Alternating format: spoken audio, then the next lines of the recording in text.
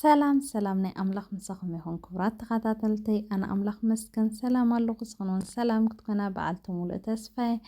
ምሳኹም ዘለኹ ሓፍትኹም ዓይኖም እየ ንሎምኸዓኒ ኣዝያ ቀላል ዝኾነት ኣሰራርሓ ናይ ሩዝ ምስ ስጋ ከመይ ጌርና ንሰርሕ ሒዘልክን መፅእ ዘለኹ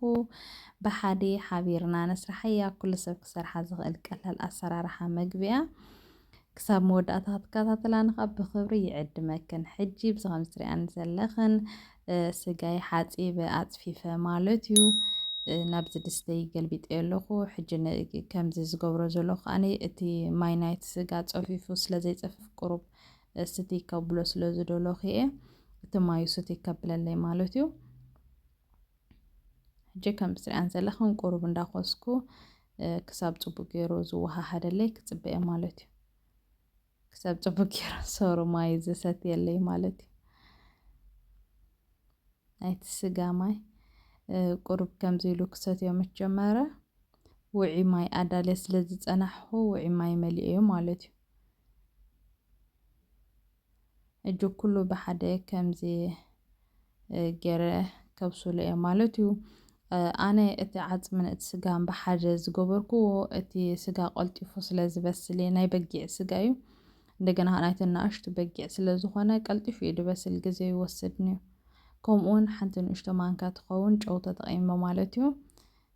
ከም ትሪእዎ ዘለኹም ፅቡቅ ኮይኑ ይበስለለይ ኣሎ ማለት እዩ ሕጂ ሰውን ከም ናትክን ዓይነት ስጋ ማለት እዩ ተደልየኹን ቀዲምክን ተዓፅሚ ተእትዎ ትኽእል ኢኽን ኦልሬዲ ኣነ ግን ኩሉ ብሓንሳብ የእትዮ ማለት እዩ ብዙሕ ግዜ ይወስድኒ ንክበስል ተወሲዱ 40 ደቂቃ ካብኡ ንላዕሊ ክሓልፍ ኣይክእልን እየ ናተይ ማለት እዩ ናተይ 40 ደቂቃ ወሲዱለይ ናትክን ግን ከምቲ ዝበልኩኽን ከም ዓይነት ስጋ ተጠቐምኩናሉ እዩ ልዕሊኡ ክወስደልክን ይኽእል እዩ ትሕቲኡ እውን ክኸውን ይኽእል እዩ ብልዕል ዝበለ ሓዊ ከምቲ ትሪእዎ ዘለኽን ድሕሪ 40 ደቂቃ ማለት እዩ ከምዚ ኢሉ ዋላ እቲ ማዩ ከማን ትሪእዎ ኣለኽን ታሕቲ በፂሑ በይበፂሑ ኣሎ እቲ ስጋ ከዓ ከምቲ ትሪእዎ ዘለኽን ካብቲ ዓፅሙ ክፍለ ጀሚሩ ማለት እዩ ፅቡቅ ኮይኑ በሲሉ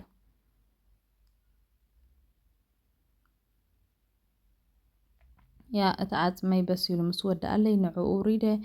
ኣብዚ ከዓ ከም ትሪአን ዘለኽን ሓንቲ ማእኸለይቲ ዝኾነት ሽጉርቲ ማለት እዩ መቲረ ኣብቲ ድስተይ ገልቢጥዮ ማለት እዩ ከምኡውን ዘይቲ ኣብዚ ጥቀም ኣለኹ እቲ ዓቐን ከምቲ ብዝሒ ናትክን ኢኽን ክትጥቀማ ኣነ ኖርማል ብግምት እየ ዝጥቀም ዘለኹ ናይ ሎሚ ኣይዓቅንክዎን ማለት እዩ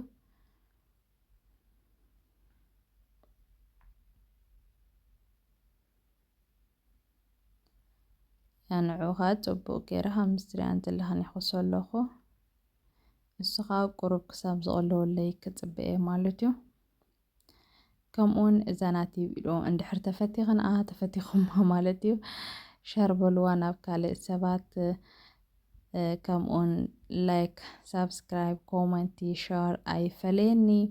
እቶም ምሳይ ኮንኩም ብላይክ ብሸር ብኮመንቲ ተተባብዑን ከዓ ካብ ልቢ እየ ዘመስግነኩም ኣብ ቀፃሊ እውን ከምኡ ደገፍኩም ኣይፈለየኒ ርእቶታትኩም ዝኾነ ነገር ኣነ ጌጋ ዝገበርኩ ከዓ ኣብ ኮመንት ፅሒፍኩም እዚ ከምዚ ጌርካ ኣርምዮ ኢልኩም ፀሓፉለይ ማለት እዩ ኩልኩም ሰዓብተይ እዮም ትፅሕፉለይ ከዓ ካብ ልቢ እየ ዘመስግነኩም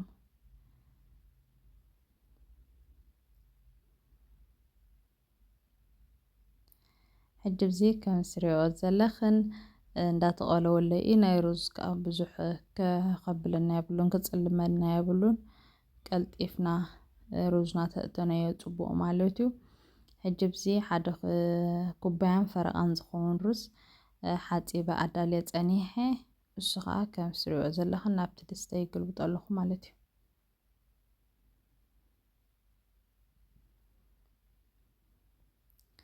እሱ ከዓ ፅቡቅ ገይረ ኮይሰ ምስቲ ሽጉርተይ ክወሃህዱ እየ ማለት እዩ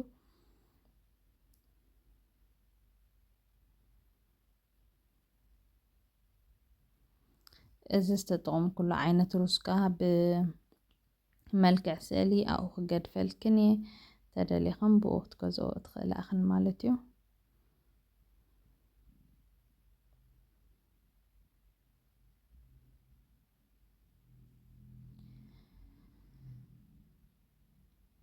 ሕጂ ቁሩብ እቲ ማይ ናይቲ ሩዝ ሰቲ ክሳብ ዘብሎ ከዲና ክጎድፎ እየ ማለት እዩ። ድሕሪ 2 ደቂቕ ገለ ዝኸውን ከዓኒ ከም ትሪእዎ ዘለኹም ከፊትዮ ማለት እዩ። እቲ ማይ ስቲ ኣቢልዎ እዩ ንቕፅ ዝበለ እዩ ኮይኑ ዘሎ።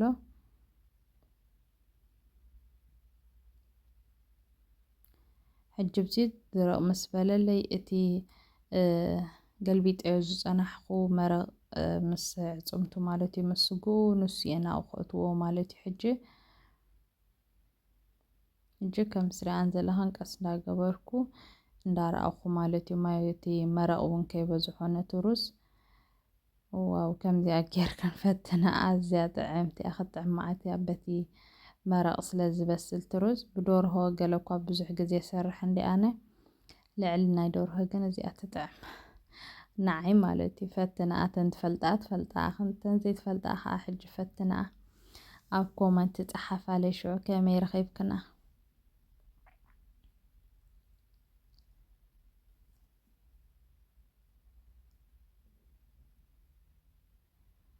ሕጂ ከም ትሪአን ዘለኹም ቀስ እንዳገበርኩ ድግልብጦ ዘለኹ ምክንያቱ እቲ መረቕ ከይበዝሖ ነቲ ሩዝ እየ ድሕራይ ብዙሖን ኢልክ እንተሓሲብክን ኣብኡ ከለኽን ኖርማል ክትግልብጦ ትኽእል ኢኽን ማለት እዩ።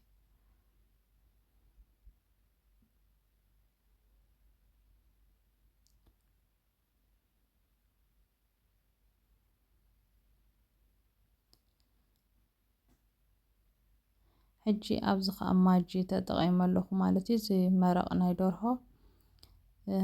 ከም ትሪእዎ ዘለኹም 2 ተጠቒመ ኣለኹ። ኣብ ምዉቕ ቦታ ስለ ዝፀንሐ ከዓ ልስልስ ኢሉ ቁሩብ ኣብዚ እውን ከምኡ ፃዕዳ ሽጉርቲ ማለት እዩ 3 ሓባ ተጠቒመ ኣለኹ። ኣብዚ ቀመማት ናይ ሩዝ ንዓኹን ደስ ዝብለክን ክትጥቀማ ትኽእላ ኢኽን። ኣነ እቲ ካልእ ቀመማት ስለ ዘይፈትዎ እየ ዘይጥቀም። እቲ ንዓኹን ትፈትውኦን ዘሰማምዓክንን ዓይነት ቀመማት ክትጥቀማ ትኽእላ ኢኽን ማለት እዩ።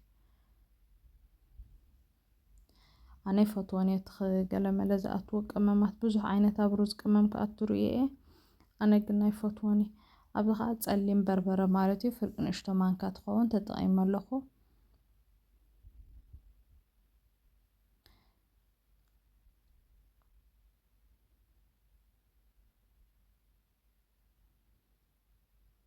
ንዕኡ ከዓ ፅቡቅ ጌረ ከም ትሪአኒ የወሃህድ ኣለኹ ማለት እዩ እቲ ቀመማት ምስቲ ሩዝ።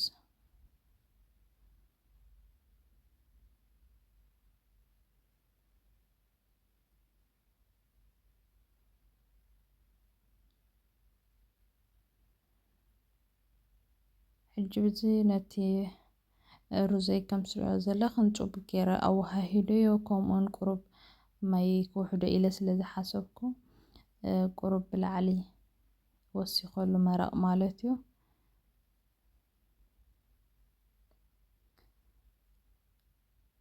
ሕጂ እቲ ዝተረፈ ከትርፎ ምስ ድሌትክን ጌርክን ክትበልዖ ትኽእላ ኢኽን። ሕጂ ብዚ ከምዚ ትሪአን ዘለኹም ከዲነ ድሕሪ 20 ደቂቕ ገለ ዝኸውን ማለት እዩ ተመሊሰክን ፅቡቅ ኮይኑ በሲሉ ከም ትሪእዎ ዘለኹም ቀስ ኢሉ ህድእ ዝበለ ሓዊ ኣዝዩ ትሑት ሓዊ ገይረ ኣብሲለ ሶሪ። ሕጂ ከም ትሪእዎ ዘለኹም ንዓኹን ንምርኣይ በዚ መኸዘይ ገይረ ዝፀብሕ ዘለኹ ከምዚ ኢሉ ንክብላዕ ሬዲ ኮይኑ ማለት እዩ። ዋው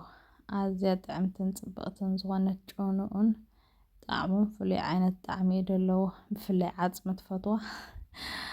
ከምዚኣ ጌርክን ብልዓ።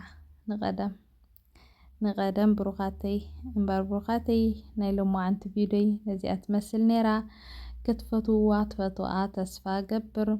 እንተፈቲኽና ከዓ ኣብ ካልእ ኣሕዋትክን ሸር በልኣ። ኣብ ቀፃሊ ብካልእ ቪድዮ ክሳብ ዝምለሰኩም ሰሰናዩ